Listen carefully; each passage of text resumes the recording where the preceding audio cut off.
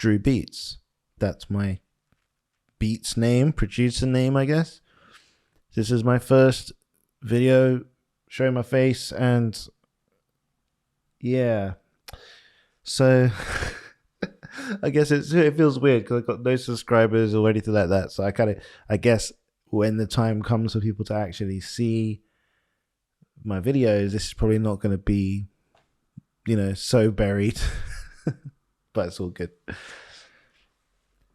I wanted to talk about conversion. That's weird. I wanted to talk about conversion because I've just gone through that journey of buying sort of a cheap interface and then buying a preamp and then lining into the cheap interface, and then moving from that, I ended up buying a DAC to improve my monitoring signal. And interestingly, that did quite a few things.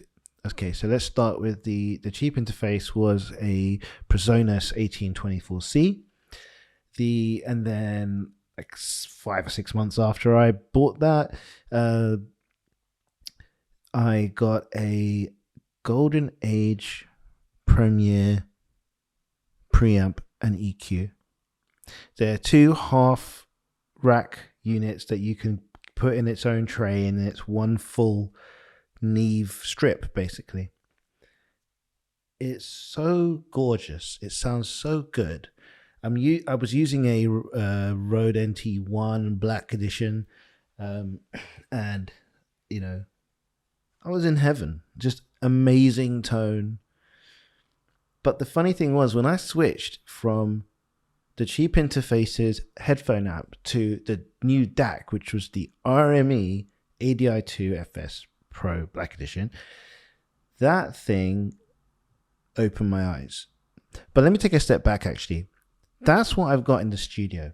But before I got the ADI2, I actually took a smaller step and bought an Amazon Chinese hi-fi headphone amp DAC.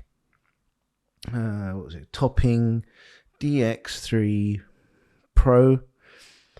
That, compared to the Presonus, blew me away so much that I just spent 2 months just listening to all the music I love again, like fresh in this DAC, because it was like listening to everything for real this time.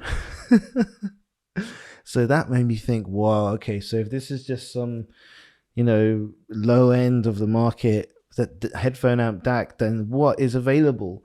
So I started doing my research, found what's his name, the Scottish guy. It will come to me. He's working with Warren Hewitt now.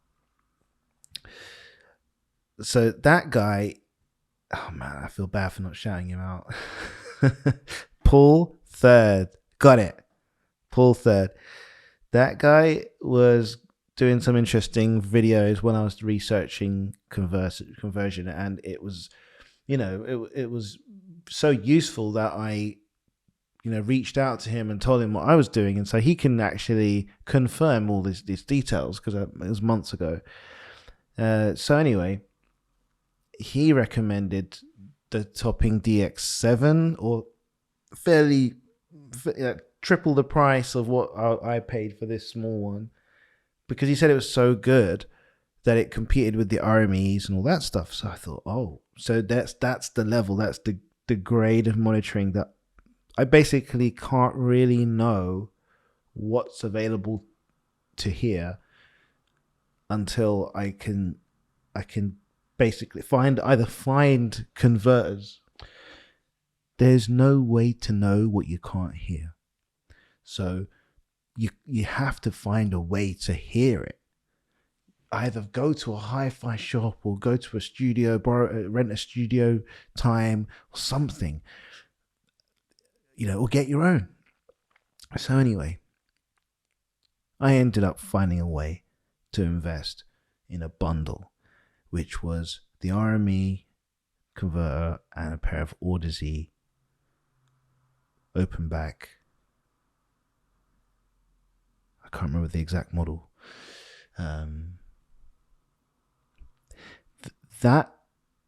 That really profoundly changed things. When I first put on those Audizies, LCDX, that's it. When I put them on through the RME for the first time, I genuinely felt like I shrank to 100 times my size. I was just, I don't know what to do. I can't even process this. It doesn't even sound like music. It doesn't even sound, it's all so foreign to me that I can't even process. That's how crazy it was. So then I knew, right, this is a reset. This is me on my journey realizing, I'm going to have to go back 10, 20, 30, 40 miles to pick something up that I dropped and then do this journey properly. That's how it felt. And I was happy to do it. So once again, I went through all the songs again, all the music that I love, through the new system. Then I started coming up, with projects and my own stuff to do. It was like, I'm now competing. I am now able to get 80-ish% of the way to a fully finished track, and then get some feedback from my friends, and then build it up to the next 10-ish%, 15%. And if I'm really lucky, I might use something like Taxi and find some sort of listing for a track they need a similar track to what I just made. Then I can submit it to that listing and they'll give me industry grade feedback. So that's the sort of plan I'm working with. The Drew Beats channel is kind of like, I'm a producer as well as an artist, etc., musician. So I want to be able to work with other artists, and sometimes being the artist sort of gets in the way of being really fun, having really fun creative like productions. So I like and love the kind of music I make when I'm doing it for someone else's project. So I've got some stuff out there right now. It's been fun. It's all weird and wonderful. Some of it's potential mainstream, some of it's not really, but I don't really care about that. I just want to make music and help other people make their music, and really enjoy improving the quality and getting to the point where I'm just closer to where I want to be, where the music that I'm making in my head, the way I'm hearing it, the way it's hitting and everything like that, I can actually make that happen, and it translates to the next person who hears it. That's sort of the dream. That's actually it. And the thing is, making it really is just like, I would consider that more ability to get feedback, right? I want to be able to translate my art in a way that people can appreciate it.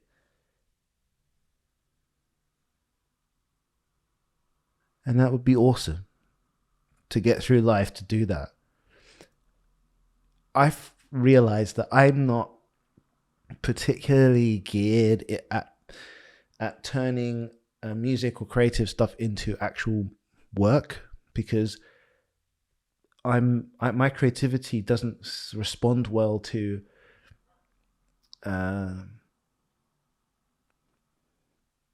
outside forces trying to mold it into something.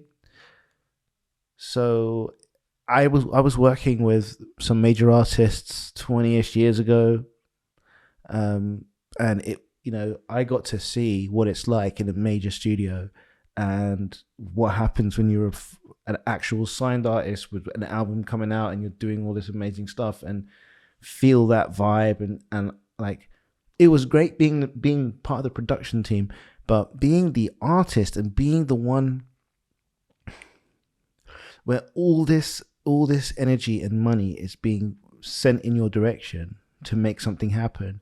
And in that context of a record label and everything, you're really like a monkey, monkey dance. So I just thought, I'm not gonna like that. You know, that's not where I'm at. So I know this was about conversion, but yeah, do it.